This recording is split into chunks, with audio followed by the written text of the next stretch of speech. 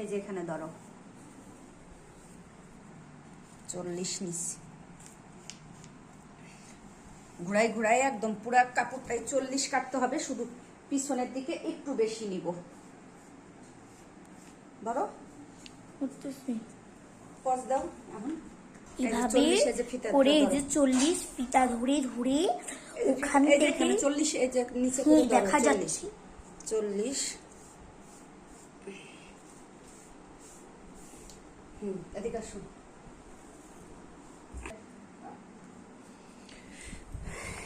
চল্লিশ এই পর্যন্ত 40, এই যে দেখেন এই পর্যন্ত 40, তারপরে এই যে 41, তারপরে এই যে দেখেন 44-এ যাই ঠেকবো একদম 44 পর্যন্ত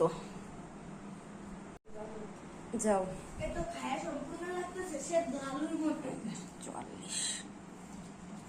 40 হলো এই যে।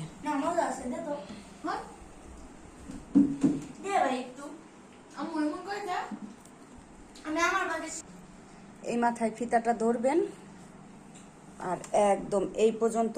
আপনারা যারা নতুন বুঝেন না তাদেরকে আমি বুঝাই দিচ্ছি। এই যে 25, এই 25-এর এইখান থেকে বাড়ানো শুরু করবেন। এই যে দেখেন এই পর্যন্ত কিন্তু 40। এই এই পিছনের পিছন ওইটা হলো মাথার পট্টিটা, কপাল পট্টিটা থাকবে ওই মাথায়, আর এটা হলো পিছন পাট নিচে থাকবে। এই নিচের এইখান থেকে যারা বুঝেন না তারা এই পর্যন্ত একদম 25 পর্যন্ত ধরে দাগ দিয়ে নেবেন। দাগ দিয়ে ওই সামনের ওই দাগের থেকে 40 পর্যন্ত দাগায় দাগায় একদম সমান করে এনে এই যে এই পর্যন্ত যেখানে 25 আসছে, এই 25-এর থেকে দেখেন আমি কিন্তু বাড়াইতে বাড়াইতে এই যে এইখানে 44 পর্যন্ত নিচ্ছি। মানে এই সামনের এটা হলো কপাল পট্টি, এটা হলো সামনের অংশটা সেলাই করা থাকবে। তো এখানে এই যে 40 নিচ্ছি সামনে, উঁচা করে দেখাই স্কেল।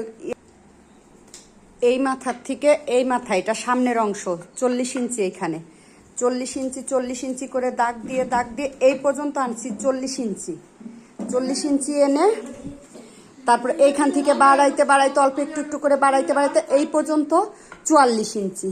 ঠিক আছে, 44 ইঞ্চি, কারণ এখানে কপাল পট্টি যখন কপালের দিকে আগাই যাবে, পিছনে যদি আমি 4 ইঞ্চি বেশি না নিই তাহলে এই পিছনটা উপরে উঠে থাকবে। সেই জন্য পিছনে আমার 3-4 ইঞ্চি বেশি নিতে হয়। হিজাব কাটার নিয়মই এইটা। তো এইভাবে যারা হিজাব কাটেন সুন্দর করে একদম দেখবেন যে ও নিচের দিকে উঠে থাকবে না, সুন্দর হবে হিজাবগুলা।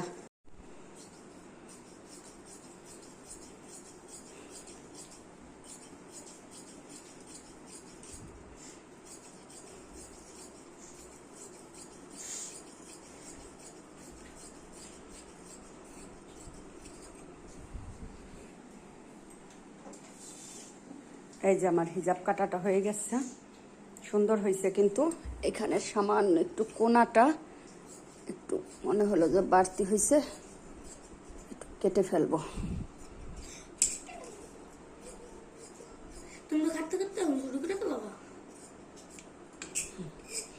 দেখেন একদম সুন্দর হয়েছে। কিন্তু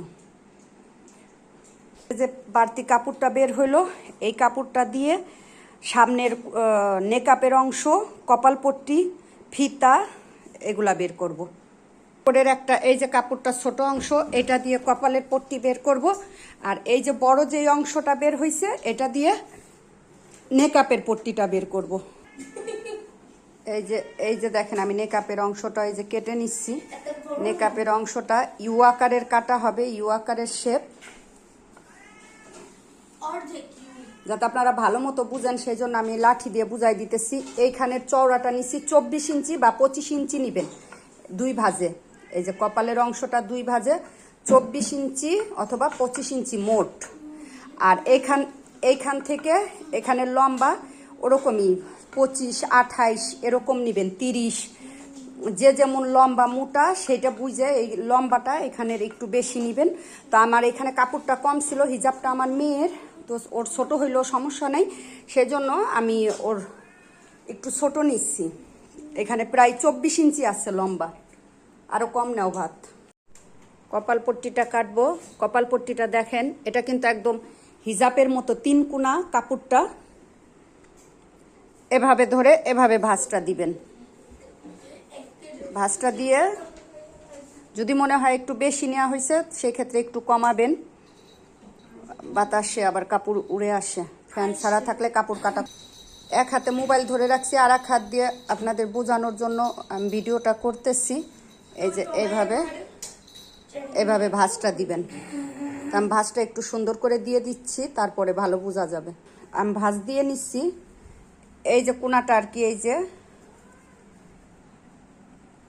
স্কার্ফের মতো যে কাপড়টা, ওই কাপড়টার কোনাটা এই যে সুন্দর করে ভাঁজ দিয়ে নিচ্ছে, যে 2 ভাঁজ। তো হিজাবের নেকআপ কপাল পট্টিটা কাটা কিন্তু খুবই গুরুত্বপূর্ণ কাটা, ঠিক আছে? এটা সুন্দর না হলে হিজাবের সৌন্দর্যই নষ্ট হয়ে যায়। কপালের পট্টি যদি সুন্দরভাবে না বসে। তো এটা নিব আমরা 5 ইঞ্চি। এই যে এইদিকে খোলা অংশ যেটা থাকবে, এই যে 2টা খোলা অংশ, এখান থেকে ধরে এই পর্যন্ত 5 ইঞ্চি, যতটুকু আসে 5 ইঞ্চি নিব।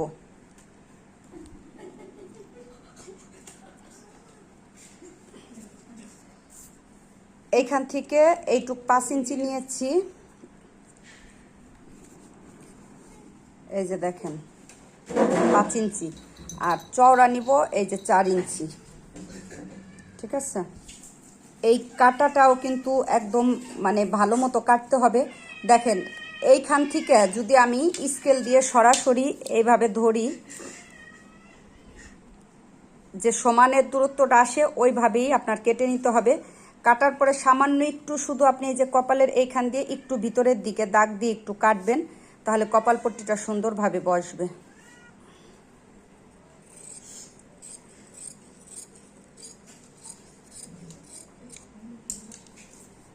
এই যে দেখেন, এই যে দাগ দেওয়া ছিল, এই যে কেটে নিচ্ছি কপাল পট্টি। এখন কারেন্ট চলে গেল। এই যে হলো কপাল পট্টির শেপটা। এটা হলো কপালের অংশ। তো এইখানে ফিতাটা বসিয়ে 10.5 ইঞ্চি এখানে আপনারা চিহ্ন দিয়ে নেবেন। 10.5 ইঞ্চির এখানে কেটে নিতে হবে। কারেন্ট চলে গেছে দেখে মানে অত আলো নাই, একটু ভিডিওতে আলো কম। এই যে এখানে কিন্তু একটু কোনাটাই যে কেটে নিতে হবে। আর এইখান থেকে এই যে আমি 10.5 ইঞ্চি ধরছি, এই যে দেখেন 10.5 ইঞ্চিতেও কিন্তু এই যে আমি কেটে নিয়েছি, কারণ এই চিহ্নগুলা দিতে হবে। এইখান থেকে হলো থুতনির মাপ, এইখান দিয়ে সেলাই হবে। সামনের অংশের এখান দিয়ে এই লম্বা করে এখান দিয়ে সেলাই হবে। আর এইটা খোলা থাকবে, এটা এখান দিয়ে মুখ আর মাথার এই যে অংশটা খোলা থাকবে।